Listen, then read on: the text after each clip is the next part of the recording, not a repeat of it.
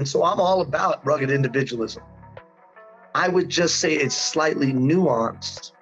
So there's this rugged individualism. We got to handle it on our own. The problem is we don't have the things within us necessary to handle it. So we try harder. Unfortunately, try harder is not going to get it done. Like Einstein said, everything within us was only enough to get us to where we're at today. If we want to go any further, we want to get any better, we got to change something, whether that's our knowledge, our processes and approaches, our systems, as you mentioned a moment ago. We got to add something to the mix to get a different result. So this guy isolates himself because he's embarrassed, humiliated, doesn't want anybody to know what he's going through. He's expected to step up and do it on his own. I would just ask your viewers and listeners to thoughtfully consider how I would define cowboy up, how I would define that rugged individualism. The way I define it is this: raise your fucking hand and ask somebody to help you. Mm-hmm. That's the rugged individualism. Welcome to Old Guy Talks to Me, a podcast dedicated to helping guys create kick-ass lives for themselves and those that they love. Ladies, if you want to know what your guy is thinking, this podcast is for women too. Each week, a special guest helps you create that life you've imagined. We talk anti-aging medicine, personal growth, relationships and hot sex. Yeah, you hear me, getting laid more frequently, other guy vices, and topics that many don't want to talk about but need to. Just because you're getting older doesn't mean you have to be old. Don't want to miss anything? Be sure to subscribe, share, rate, and review this podcast. And be sure to go to www.thestandard.academy/magazine and grab a free copy of our new digital magazine, The Standard Academy, where we talk about erogenous zones, growing hair back, and other things that will help you create that kick-ass life.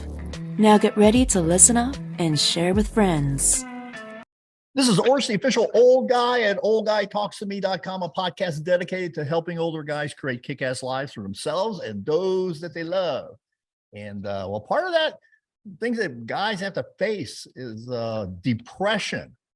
That's right, depression. And sometimes it runs in people's families. Sometimes things happen, people in their lives. I have leads to a whole bunch of other things, including possibly suicide. And I've had actually, unfortunately, I have a very close friend of mine committed suicide about 10 years ago. And if you were to meet him, you would have thought, no fucking way. You know what I mean? It was just incredible. But today we got Ian Hill, and Ian he's a busy man. He's a humanitarian, business leader, award-winning social innovator, and professional development pioneer, and world record breaker. And these are some words that are often used when referring to him. He's running a multi-million-dollar business operation with over 1,000 employees, or spearheading first-of-their-kind, life-changing community projects. Today, Ian is the CEO of the National Grassroots Media, which we're going to talk about, and its family of networks. These digital TV and radio networks reach 185 households across the U.S. and 3.1 billion mobile devices around the world. That's a billion. And currently, Ian is attempting to set another world record by becoming the oldest man to play college football. The effort is to save lives by destigmatizing mental health for men, as middle-aged men are 70% more likely to commit suicide than any other segment of the population. And that's that was a startling statistic when I read that. And he's also working with the #1 long snapping coach in the nation to achieve the record, and already has interest from several top colleges. So we're going to talk about that. I watched some of your videos about injuries and all that stuff. But welcome to the program, Ian. Well, thank you for having me. I appreciate you inviting me, and I'm excited to be a part of what you're doing. You're doing some pretty amazing things, from the podcast to your new coaching program that you launched, and you're going to be going to be continuing to make a difference in many, many men's lives. Well, that's the plan. And, a lot of it is also, as I am getting close to 70 in a few weeks. You're looking pretty good. Thank you. That's because the camera is really good. The filters. The filters. Yeah. You see my Instagram reels. Really hot. not.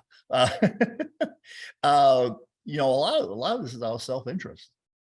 It's the people I interview in the anti-aging space, in the relationship space, and sex. A lot of it is out of self-interest, and we'll get into that. But I usually start off my question with one question for all of my guests. Sure. And what is the most important thing you've done today? Today or to date? Today. The most important thing that I've done today is meet with a person who couldn't get out of bed because they were so depressed. Mm-hmm. They had forgotten their value and then their worth. Mm-hmm. And they shared that with me in confidence, so I won't say their name or where they're from. But that's the most important thing that I've done today. Secondarily, I'll call 1A, giving an opportunity to a gentleman to work for us who everybody else kicked to the curb because he committed fraud. Mm-hmm. And self-identified, confessed, came forward, and gave him an opportunity to rebuild. So those are probably the 1 and 1A today. Okay, those sounds significant, and lots of benefits to, especially to that man who's being given a second chance. I think that I think there's a war being waged every day. 3,287 people will attempt suicide, according to the CDC today. And that's reported. So who can imagine what's unreported? And if our society is so fucked up that people want to overcome every single biological protection mechanism to leave, then I think it's incumbent upon me and you to do something about fixing our society. Oh yeah, absolutely. Absolutely. The statistic that I mentioned in my intro of you, the 70%, I would have thought that it would have been, teenage girls, somewhere, thing like that. And so what do you think is the cause? What type of things make? I think there's 3 contributing factors. 1, biological, chemical. So testosterone drops through the floor, as you know. And testosterone, we think of testosterone from the standpoint of, well, I'm better in bed. But testosterone does a lot of other things. Chemical in our brains, the energy that we can pull upon when we desperately need to get something done. So take that as number 1. We have a chemical, the thing that makes us a man. We get significantly less of being produced at that when we hit our middle age. Mm-hmm. Secondly, for many, many men, they wake up one day and go, are you shitting me? This is it? This is it. I worked my ass off for this. You combine with that, for many men, a relationship change. 20-year, 18-year, 19-year, 17-year marriage now comes to its end for whatever reason.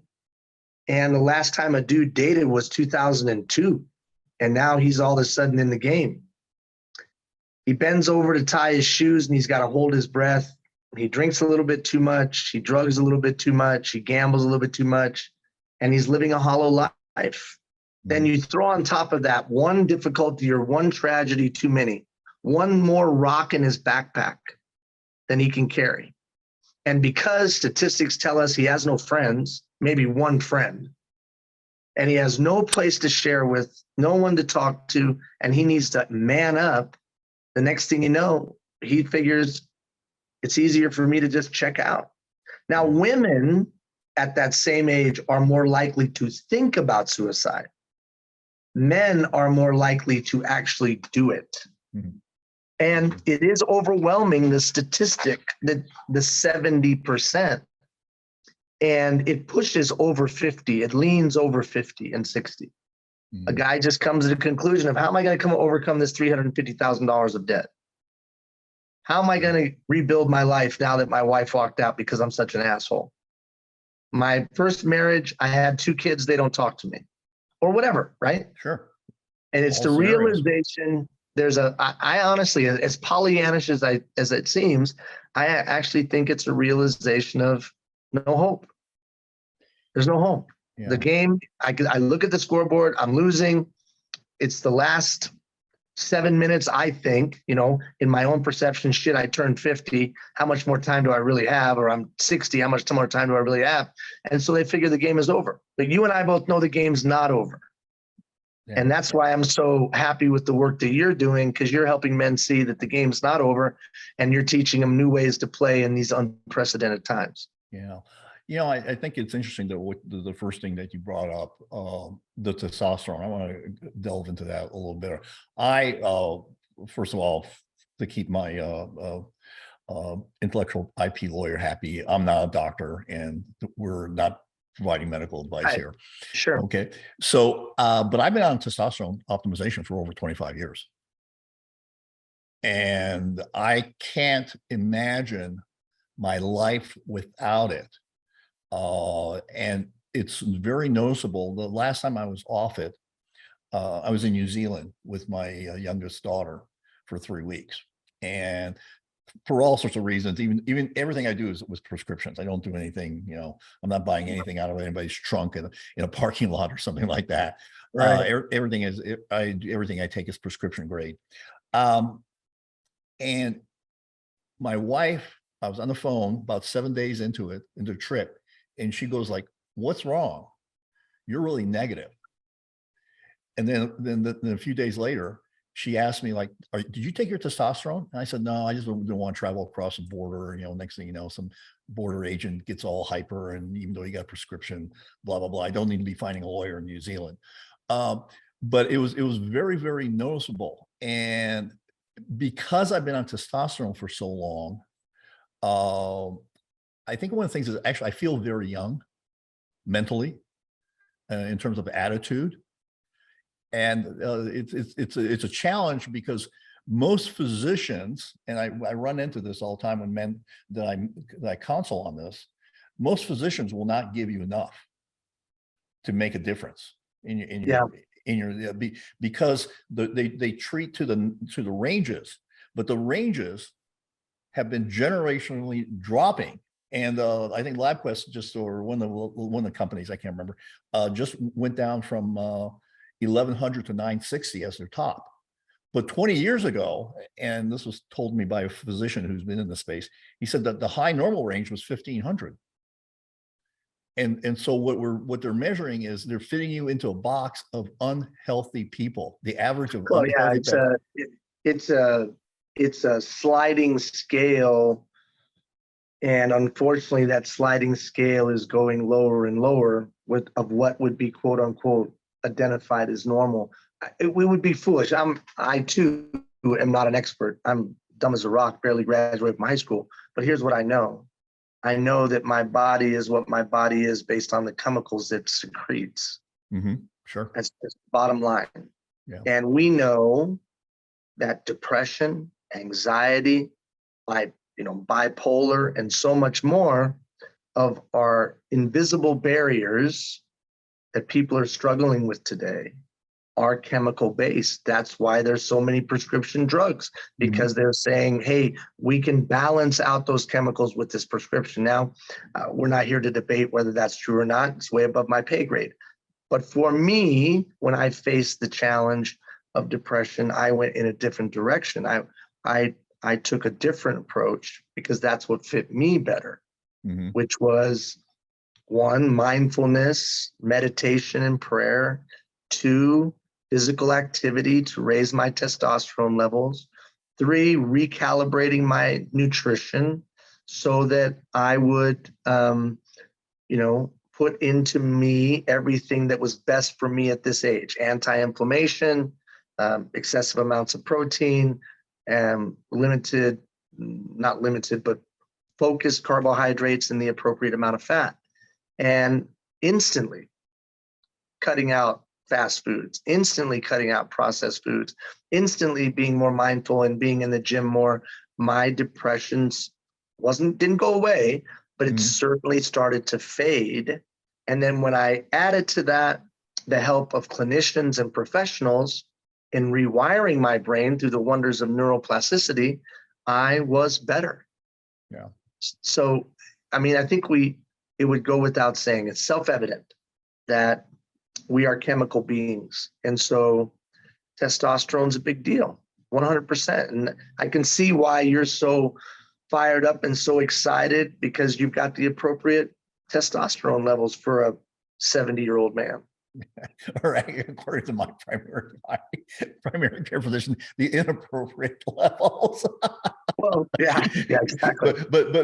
And I'll tell you, it's pretty funny because I've been a patient of his for ages, for almost 30 years, and he is now starting to show the signs of low testosterone himself. And Yeah. He was always a skinny guy, but now he's gotten pudgy. He's losing muscle mass. His shoulders are curving in, and I go like, dude, you need to start getting some testosterone. And he just smiles at me. And I said, you know, when I first started this, you told me all this bad stuff is going to happen. And there's, you know, if the Mayo Clinic comes out with a consensus report on testosterone saying that's okay, I think that's pretty good. That's pretty good. Yeah, and I think that, of course, empirically and from a credibility standpoint, 100%. But anecdotally, you have millions of men who swear by it, including you. Yeah. Oh, without a doubt, and my wife does too. But it's not about sex. No, it's. I would suggest to you that's the least. That's Exactly. the least of the positive impacts. Because so much of sex and relationship comes from just our own personal confidence and our own capacity to realize our own value. So I think that the impact of the testosterone really boils back down to us seeing ourselves as valuable. Why do people kill themselves? Because they don't think they have any more value. Why does a guy check out? Because he doesn't think there's any more hope, because he has no more value. Yeah. So I'm not on a testosterone cycle or regime, although many people think I am, because I'm trying to be the oldest man to play NCAA Division I college football. But I'm approaching it in a more holistic and natural way to make sure my testosterone levels are where they need to be. But with that said, I find that when my testosterone levels are where they need to be, I'm more positive. I'm more hopeful. I'm more upbeat. So yeah, it's definitely a mood enhancer. There's no doubt about it. I go so far as to say it's a monster antidepressant. Oh no, I think everything points to that, right? Everything points to that. Yeah. So the other thing you mentioned was life not working out. There's another reason for men committing suicide or being suicide. How do people handle that? How do when they say their life is not working out? What do you see as a remedy to that? Well, let's first talk about the why, and then let's talk about the fix. So when life isn't working out, what do most of us do? We numb ourselves. Right. We numb ourselves. Now, whether we numb ourselves because we join DraftKings and we start betting football and baseball and in-game betting because we distract ourselves from the realities of our life.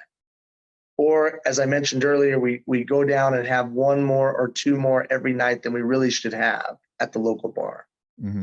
Or we microdose, which I'm not for or against microdosing, but we do whatever. We escape. We escape because we don't want to deal with the reality of, oh shit, I'm never gonna. I think we come out of it like this. We come out at 18 and we say, someday I'll. And then we get to be about 35, 38, 40, and we go, you know, one day I'll.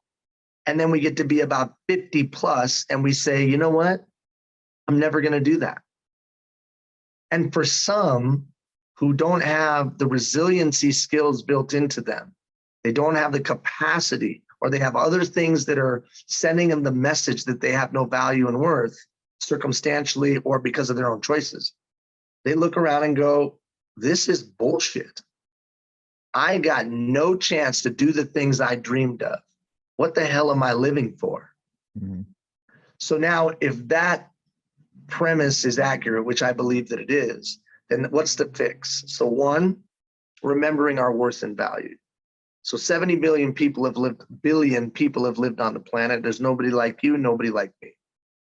I have significant value. Just because I'm inherently a human being, I have significant value. 70 billion, and there's one unique one, right? From our fingerprints to our DNA to our the makeup of who we are unique. That is a scientific fact.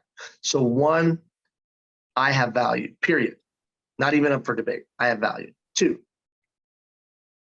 that value, when realized, impacts other people in a positive way. So I have something to live for. Correct. I have value and worth, and I have something to live for. Yeah, but my ex-wife says I'm a piece of shit. Well, maybe you were, but today's a new day, and what can we do? Third, understanding the wonders of neuroplasticity, understanding that I can rewire my thoughts, my behaviors, and my patterns of communication. In other words, 85 to 90% of what we do is patterned. That's a fact. How else do we think algorithms work? They work because they can predict what we do. Because once Google has our email, has our phone, has everything we are, it can then predict what we're going to do next because we're patterned beings. Human beings operate off 85 to 90% of patterned thoughts, behaviors, and communication. So then I got to ask myself, are those patterns of thought, patterns of behavior, and patterns of communication serving me well? If they're not serving me well, then I got to change them. How do I change it? The wonders of neuroplasticity. I'm assuming that in your coaching business, you're going to work with men to change some of those patterns. And you're going to help them institute new patterns, right? And one of the best ways to go about doing that is to journey with another human being over a period of time. Passive learning models don't work. So when you, and this isn't a pitch for your coaching program, I don't know it, but I'm assuming since you're a really smart guy who came out of a medical field, you have built a coaching program that journeys with someone over a period of time and has a behavioral change model in its root. So neuroplasticity means I can rewire my brain, new patterns of thinking, new patterns of behavior, new patterns of communication. And then finally, I fulfill my role on the planet as a man. I would suggest to you, a man has a role on the planet, a job to do. Now, for most, that job, when fulfilled, is only recognized by the people in our closest inner circle. I was a good spouse. I was a good dad. I was a good volunteer at the local elementary school. I ran Little League really, really good. I ran the car club really, really good. I was a fucking great neighbor, whatever. There are few amongst us who are called that their impact will be recorded in the annals of time. But every one of us has a job to do. So we go through that process and get to the place where we're equipped to do our job. Okay, I got a job to do. And then our purpose for waking up every morning is going and doing our job. You, in this phase of your life, are doing your job through this podcast. You're bringing information, knowledge, tools, insight, and wisdom to people. Now you've launched your new coaching program and where you're helping men and you're doing your job. And you have a reason to get up every day. Absolutely. At 70 years of age, you're on a mission. And that's why you're youthful and energized and excited, because you're on a mission every day. Whereas many of your counterparts are complaining that their bodies hurt and they're broken and beaten down. And they're just, they're coasting till the end. But that's not your plight. So one of the challenges, just really quick, one of the challenges of having a man who broke the world record for the longest speeches on your show is that he fucking dominates the conversation. So there you go. Well, that's all. That's quite all right. That's quite all right. It's interesting about behavior change, because one of the things that we have that's, and this wasn't meant to be a plug for my program, but it is we have an accountability program. That's a part of it. Because most of the time you go to a course, and we've all been there, you get in a room and you got your black journal, and maybe a pen and a t-shirt, and you got the classic rock music blaring, AC/DC, Aerosmith, all sorts of stuff. And you're all hyped up, and you pound on the table, you pound on your chest, you look knowingly into another person's eyes and say really meaningful shit that no one remembers later on, and write all these notes, and you come back and you put those notes on a bookshelf, and then they just sit there, and there's no follow-up. So that's one of the things that we do. But I mean, just on that note, that's the irresponsible nature of the majority of people who are claiming to have answers to Right. change other people's lives. And it's disingenuous, it's a lie, and it destroys people, because then they pay $5,000 to participate in a program that doesn't have an inherent behavioral change model built in. They go, they get all hyped, and then they go back and their life is worse. And it is 100% a contributing factor to people checking out, whether they quietly quit on life or tragically actually quit on life. Either way, it's irresponsible. And that's, you said professional development pioneer. One of the reasons that we did a bunch of things that were recognized and received awards was because I was so fucking pissed off at the irresponsible nature of people that stood up and said that they had answers for other people's lives. Mm-hmm. Because they did have great answers, but they didn't combine it with a behavioral change model that ensured that they overcame the 85 to 90% of those patterns that we talked about earlier, because they don't just go away. You don't just change them in a memo or some pep talk. And that's why I appreciate people like you that have instituted a coaching program that journeys with people over a period of time, because that's the only real way behavior changes. Yeah, the book, I finished reading it just a while back, Atomic Habits. I don't know if you are familiar with that book. I heard it. Very, very good book. But he talks that you have to have systems in place to support a change of habits. And if you don't have, you're doomed. It won't happen. It may happen for a few days, a week, or whatever. But in general, unless you have systems in place to support the changed behaviors that you want, it will not happen, and it won't be consistent on a continual basis. I thought that was a very interesting observation. Do you need accountability? Are you looking to change the course of your life but have failed to keep on track? Too often we take in information and fail to act. Do you need an accountability program to stay the course? Then go to www.thestandard.academy and find out about my accountability program that goes with my course that helps you find out what you want, why you want it, and how to get it. The accountability program keeps you on track to get results.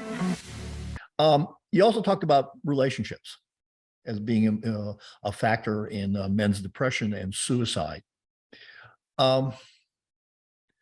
What happens in those type of situations for men in their relationships? I think I see some of the things I see is that men become withdrawn. Life's beaten up on them. They've become distant from their significant other if they're in a committed relationship, in a marriage. They've gone away, and they're actually almost living as roommates, if even that good. And so how do you see relationships as being a factor in suicide and depression? I think the real words that your audience might relate to is humiliated, embarrassed, lost. When a man feels as though they can't handle their own shit, they make up excuses, they lie, they pretend, but they can't run away from their subconscious. They know down deep inside. And then when you combine that with the fact that we've created this persona, or that we've created this construct that cowboy up, toughen up, pull yourself up by the bootstraps, handle your business, stop effing around, which I agree 100% in cowboy up. I mean, you live in Arizona. I grew up in Arizona. I've lived all my life in the Mountain West. When I say Mountain West, United States and Canada. And so I'm all about rugged individualism. I would just say it's slightly nuanced. So there's this rugged individualism. We got to handle it on our own. The problem is we don't have the things within us necessary to handle it. Mm-hmm. So we try harder. Unfortunately, try harder is not going to get it done. Like Einstein said, everything within us was only enough to get us to where we're at today. If we want to go any further, we want to get any better, we got to change something, whether that's our knowledge, our processes and approaches, our systems, as you mentioned a moment ago. We got to add something to the mix to get a different result. So this guy isolates himself because he's embarrassed, humiliated, doesn't want anybody to know what he's going through. He's expected to step up and do it on his own. I would just ask your viewers and listeners to thoughtfully consider how I would define cowboy up, how I would define that rugged individualism. The way I define it is this: raise your fucking hand and ask somebody to help you. Mm-hmm. That's the rugged individualism. I know where I want to go. I can't live like this no more, but I have no idea how to get out of the mess that I'm in. Yeah. So who will help me? Right? That is toughness to me. Mm-hmm. Take your shit, throw it up on the table for the world to see, and then ask somebody to help you with the mess that either circumstances or your own choices have created. That's tough and strong for me, my definition. Yeah, I think that one of the things that is very important for men, and I hear this all the time, that they feel alone and they don't have what you call friends. I'm not talking about acquaintances, I'm talking about friends. And I have made it a point to pick the people, the men that I associate with in my life. And I do it on a regular basis, but they've been picked. I mean, I have lots of acquaintances, but the ones I call friends have been picked. And we kind of support each other in various different ways. We all have our strong points and we have our weak points. But, as the saying goes, you're the average of the 5 people you hang around with. And I think that's very true. And if you don't hang around with any people that are strong and have the same belief systems that you do, then you're going to be in trouble because you're going to feel really alone. You're going to feel isolated. And so that was one of the things. And I've actually removed people from my inner circle of friends too. Well, I think that's great wisdom, great wisdom. And I think it goes back to, and I don't want to speak about the intangibles, but I do think they're a contributing factor, which is if you feel embarrassed and humiliated, then it's probably something you need to talk to somebody else about because it's going to be a stumbling block at some point.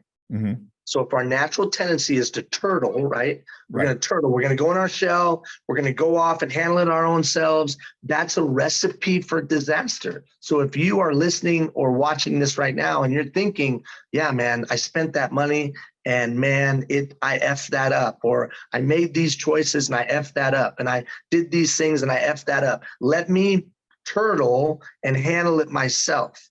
Or I'm going through these incredibly difficult things and I'm going to turtle and handle it myself. That isolation sets you up for the potential of 1, depression, I can't get out of this. And 2, the more you get isolated, the more you get in your own echo chamber of it's not going to change, it can't get any better, it's not going to change, can't get any better, it's not going to change, can't get any better. Quitting is an option.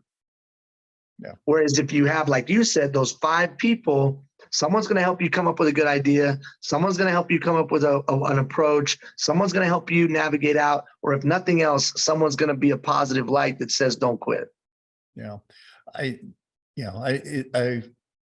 And you can talk with people about that kind of stuff. It's an interesting phenomenon, especially if you choose your friends carefully. And I get together with some of them on a weekly basis, having a cigar. That's a favorite pastime of mine, having a cigar. I like that. Usually I'll have about I'll have a couple a week. That was, and by the way, just I don't know if you're Ian. I don't know. Are you a cigar smoker at all? No, I'm not. I'm trying to be Okay. the old man play college football, man. I can't Oh, be doing all geez. that. No, hey, Tom Brady was smoking a cigar when he was where was it? Yeah, He can't. Oh yeah, no, that was Aaron the Green Packers quarterback. Aaron Rodgers was smoking a cigar when he yeah, was on I Joe know, Rogan. but Yeah, I'm also 57 years old and not a very good athlete. So yeah, but I appreciated it in my past. Yes. yeah. So yeah, no, I actually I was forced into teaching my youngest daughter how to smoke a cigar because at first I hid behind my wife, and then she goes, well, she's right. I said, because lots of times, there's lots of deals get done in cigar bars. Of Uh, course. People, Yeah. it's like a golf course, and my daughter, she's successful in business, or not in business, but she has a good job, and she's a college graduate, does data analytics, and she just looked at me and she goes, if I was a boy, you would have already taught me. She Probably was right. true. It was absolutely true. I never argued the obvious. And so that's always pretty good. But just having a regular basis, and having, even with one of my closest friends, he still lives in Phoenix, and so we'll have a virtual cigar. And that was one of the things COVID taught us was how to do everything virtually too, almost like in person. But we're pretty good. So let's talk about this working out for football. What possessed you to do this? On my 50th birthday, I walked downstairs and told my family I was going to kill myself. To put that into some context, at the time, I had a company in the United States. I had a company in Canada. Weeks before that, I had been nominated as the Prime Minister's Social Innovator of the Year for the country of Canada.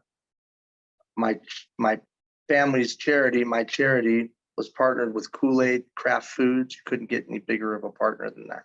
No. So things were good, but it wasn't good for me. And I told everybody I wanted to die. I went then through a journey of starts and stops and ups and downs and failures, defeats, trying to overcome this thing. It's unexplainable. Everybody's telling you you're a hero. You're literally being given keys to the city.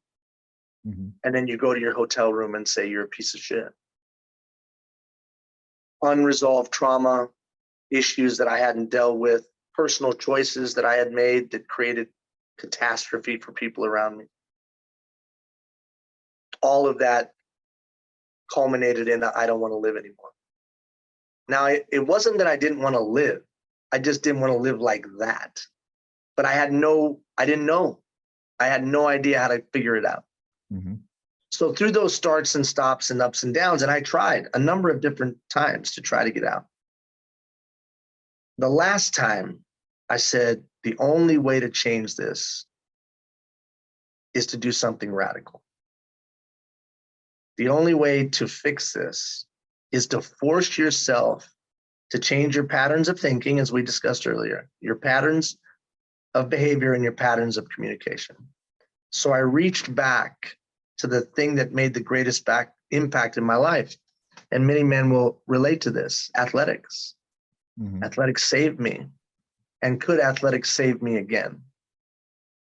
And so I had broken a world record, as we mentioned earlier, 7 years ago, for the world's longest speech to raise money for a bunch of kids in need. I thought, well, can I break another world record? Well, sure. What are you going to do? And I thought, play college football. It'll force me to get my mind right literally every day. It'll force me to train every day. And it'll force me to eat right and act right every day. I won't have a choice because it's so outlandish that I'll have to. And I've done 7 things that have never been done before. So in my mind, I had a formula. I know how to do things that have never been done before. So I just stood on a box and told everybody I was going to be the oldest man to ever play NCAA Division I. And that's really important. I'm not just going to play college football. Mm-hmm. I'm playing NCAA Division I college football. So I started training, started eating, started doing everything I could. When I kind of got to the end of myself, I messaged a guy named Chris Rubio. He's the #1 long snapping coach in the country. Half of the NFL long snappers are his guys. He's put 1,000 players, long snappers in Division I college programs. And I emailed him at 11 o'clock at night. And literally at 11:06, I get an email back, which basically said, "What the F are you talking about?" And so then we went back and forth. When we actually talked on the phone, he's like, "I'm in 100%." And so it's been an amazing journey since that. We're a year into the quest. I had a tryout on July 29th, just a month and a half ago or so, a month ago, at the University of North Alabama. They were kind enough to allow me to come and try out. They didn't say yes, but they didn't say no.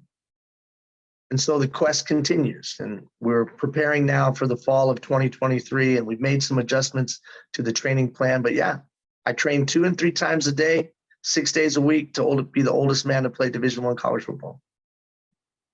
That's pretty amazing. What do you find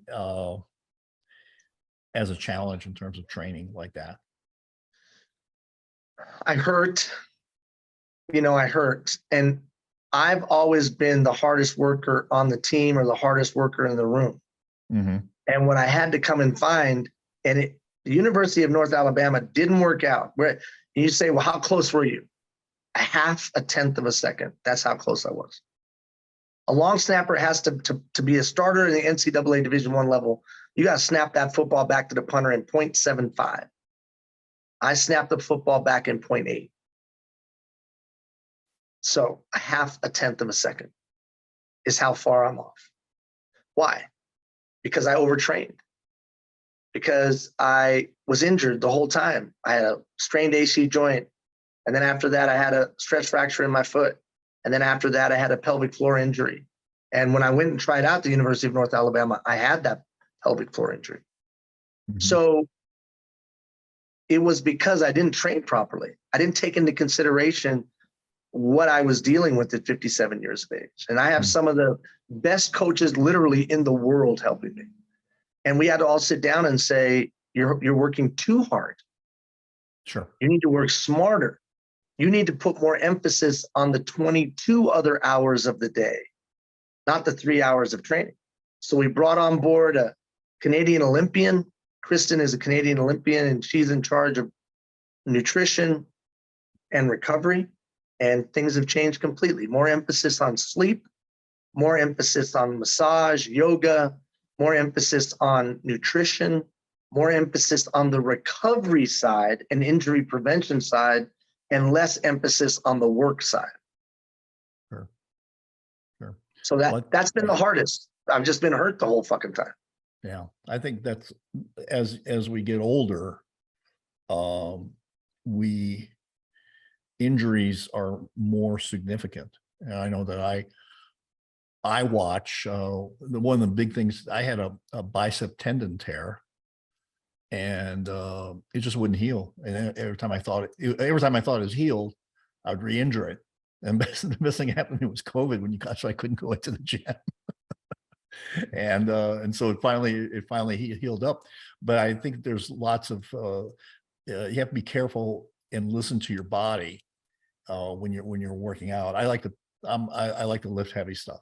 I mean, I've been doing that for 20 years, and so I just like to do that, and it's a lot of fun. But also you have to, if your tendon in your elbow is screaming, stop. No, that's exactly right. And what's so funny is again, back to that rugged individualism, I felt like I had to train 2 and 3 times a day.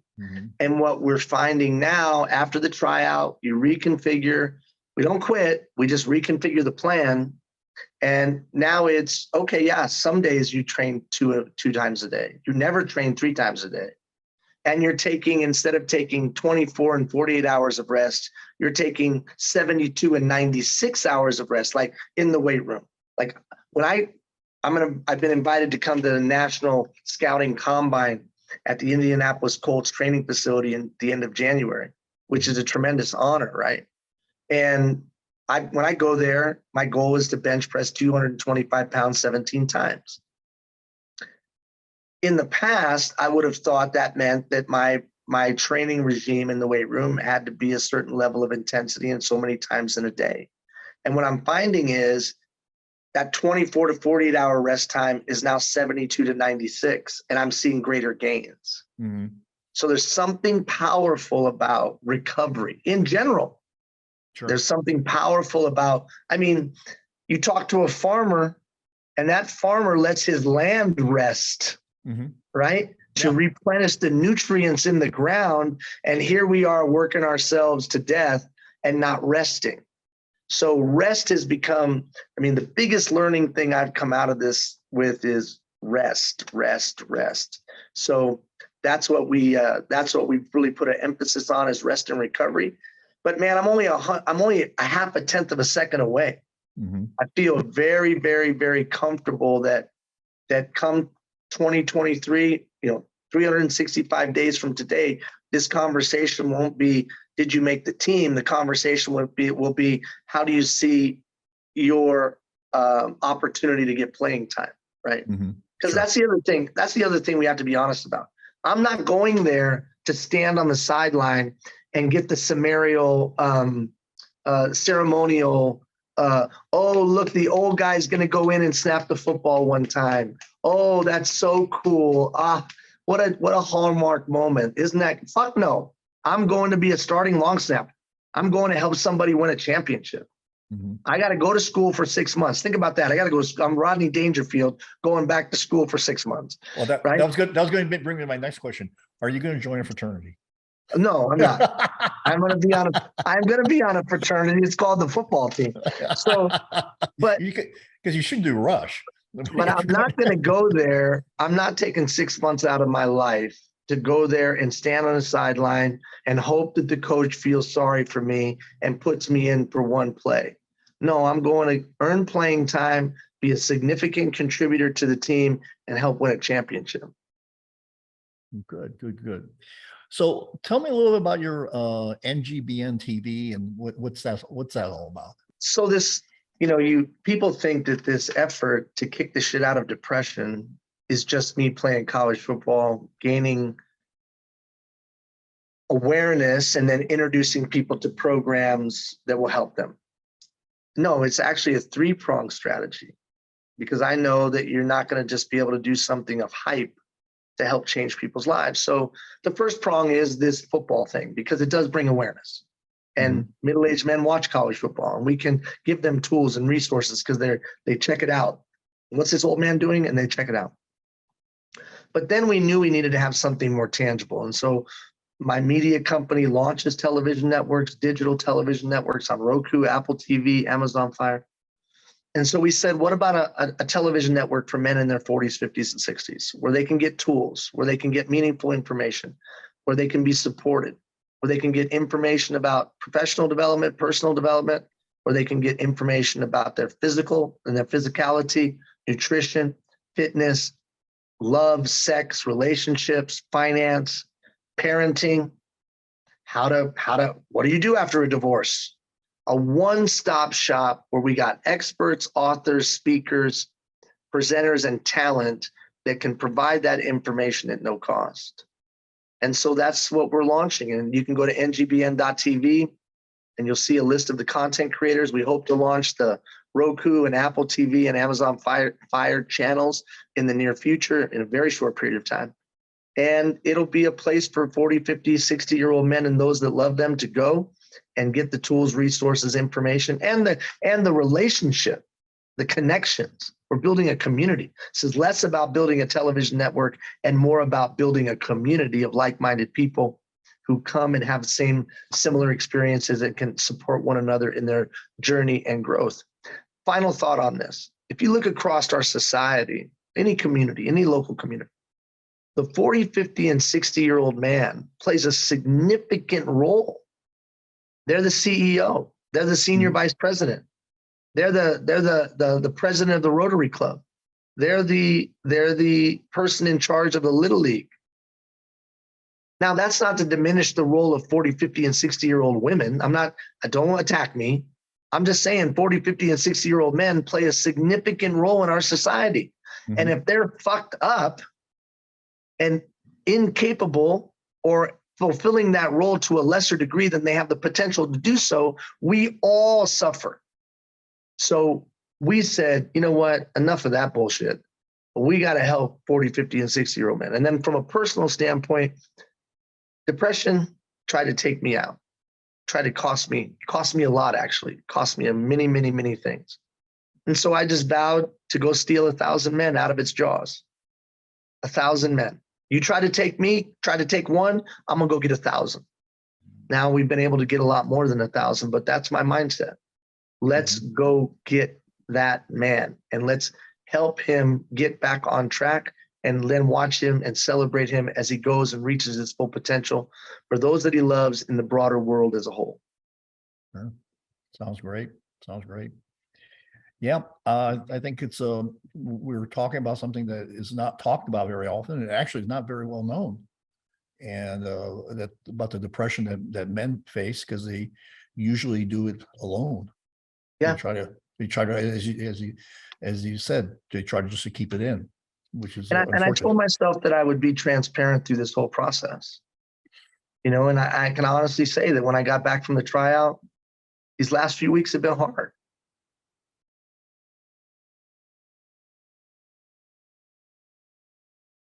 I did not see myself not playing college football right now. Mhm. I just didn't see it. I did not see it, man. I knew I'm always been able to pull things off. I've always been able to make it happen, you know?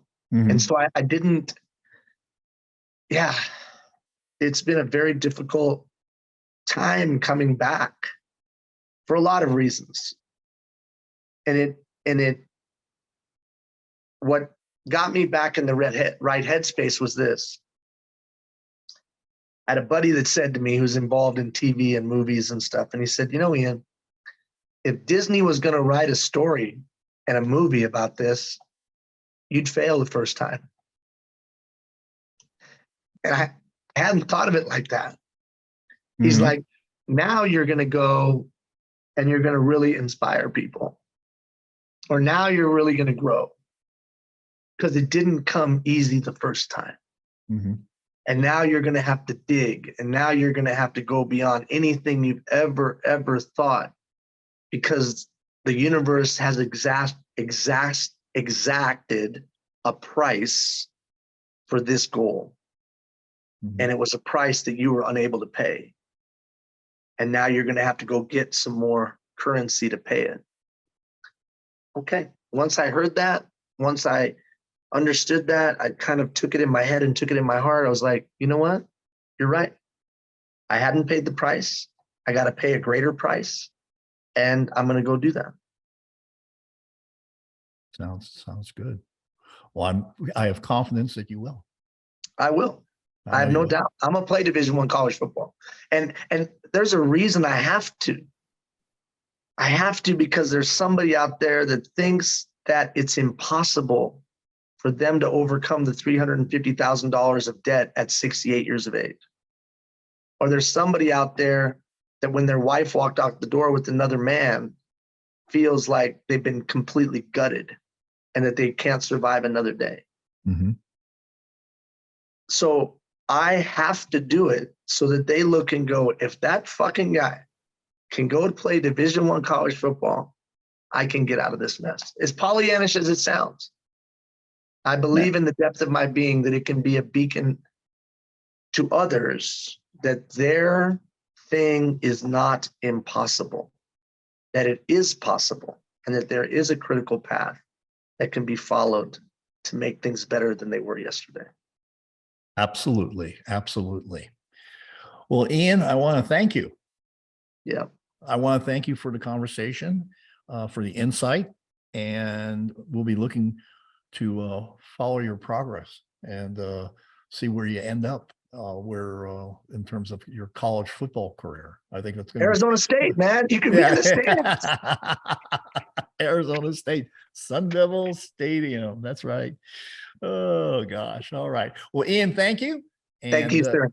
This is Oris, the official old guy at oldguytalkstome.com. Remember, it's all about creating a kick-ass life for yourself and those that you love. And I want you to do several things. I want you to subscribe, share, rate, and review. And if you want to give me a bad review, that's fine too. Matter of fact, if you're a rabid troll, that's really good. That's really good for rankings. So, so be sure to do that. Until next time, signing off. Thank you for joining Dr. Orist and his incredible guest. Like what you heard and learned? Then be sure to do 3 things. 1, subscribe so you don't miss the next episode. 2, share this with someone who may need to hear it. 3, leave a review and rate this podcast. Opt in at www.thestandard.academy/magazine and get our free digital magazine with savings, articles, and deeper dives into cool controversy. Be the guy who takes action. Without action, you're not going to get the results you want. Thank you again, and make it a great day.